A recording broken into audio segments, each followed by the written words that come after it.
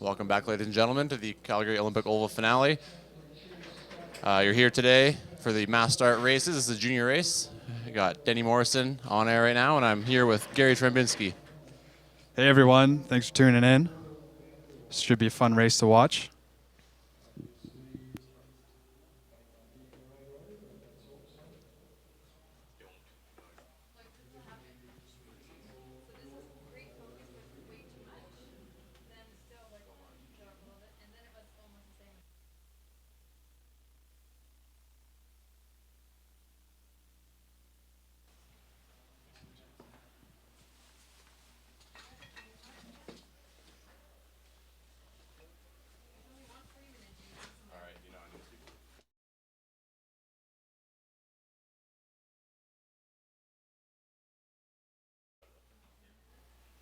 All right, and the junior women are going to the start line. They'll take a neutral lap, and then they'll get into the mass start race. Looks like the juniors are doing a 10-lapper. I think this is going to favor our sprinters. We're off to a slow start here today.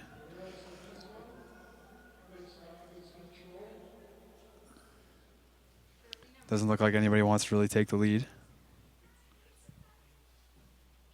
An interesting jostle for position on the first lap. It is a neutral lap, so no one's allowed to make any attacks, but looks like they want to just fall into order, I guess.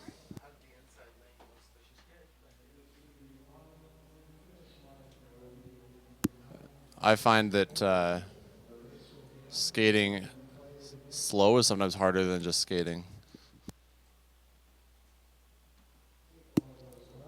So as they round the next turn and come down the home stretch, we should hear a gunshot, and that'll signify the start of the race with the remaining 9 laps.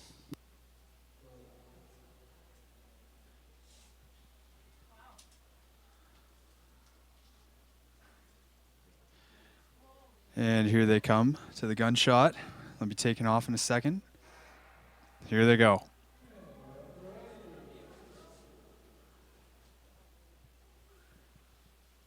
Rounding the first turn, we got 3 skaters taking off a little bit.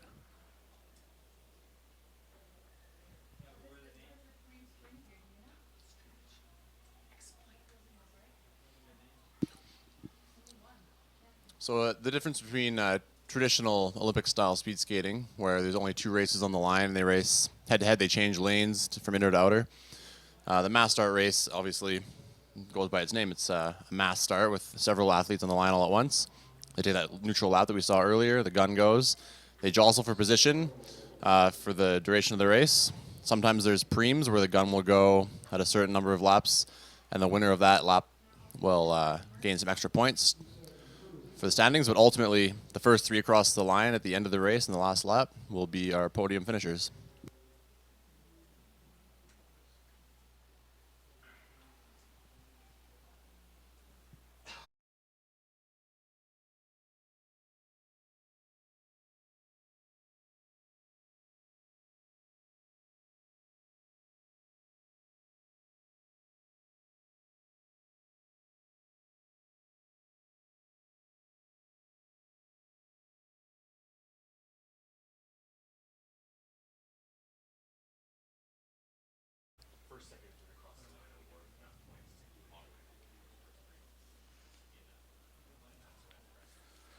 Doesn't look like anybody wants to take off too early. Everyone's looking at each other, checking to see everybody else's strategy for this race. It's typical that if people go into a mass start with no real strategy, then everyone's just going to end up staying in the pack until the sprint finish. And that's pretty common with what we see at Canadian mass start races, but it changes a lot at World Cups. And here we go. We got a preem lap going. Pace is starting to pick up. We'll see who takes this one.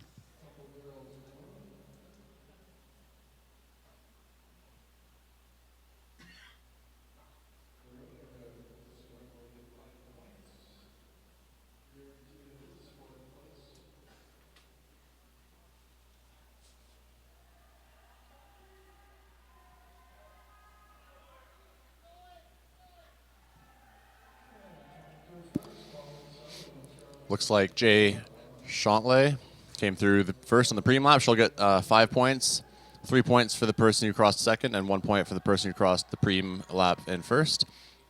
But like I say, even if you win all the preems in the race, if you're not in the top 3 in the final lap of the race, you won't end up in the top 3 overall. The pack's really starting to separate here. We're seeing a lot of skaters take off, and we're seeing some skaters drop off. If you're lapped in the mass start race, you are officially out.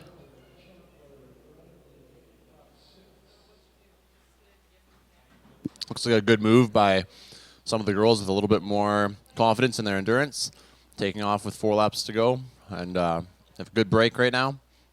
Let's see if they can hold on for the entire race.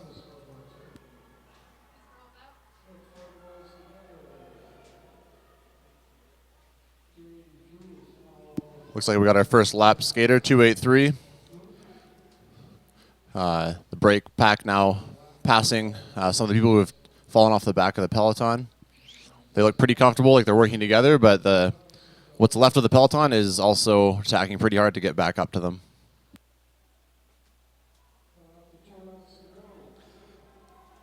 Two laps to go, and they're coming up on lapping another skater here. Looks like some people are starting to make some moves. Packs are starting to break up apart. There's an additional attack from the lead pack. It's going to increase the pace of that lead group. They're all chasing. 280 here is really going for it.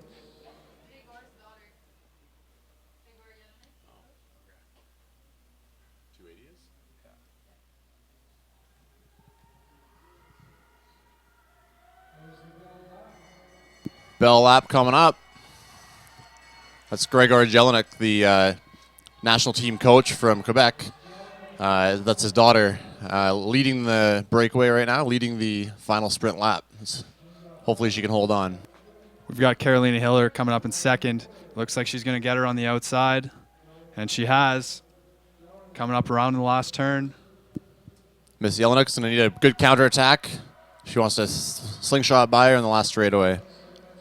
Looks like Hiller's going to hang on for the win. And let's see the celly.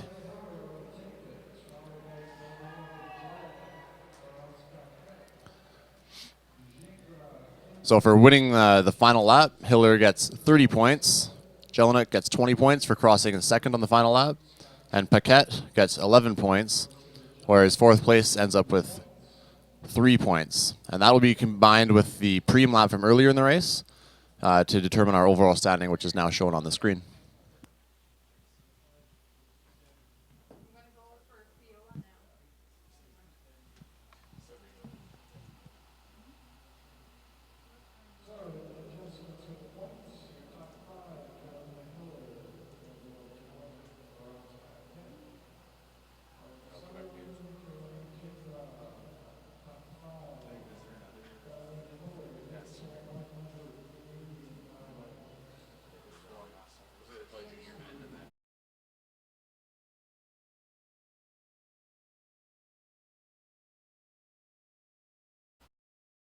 The junior men are on the ice taking a warm-up lap or two, and we'll get started with the junior mass start race shortly.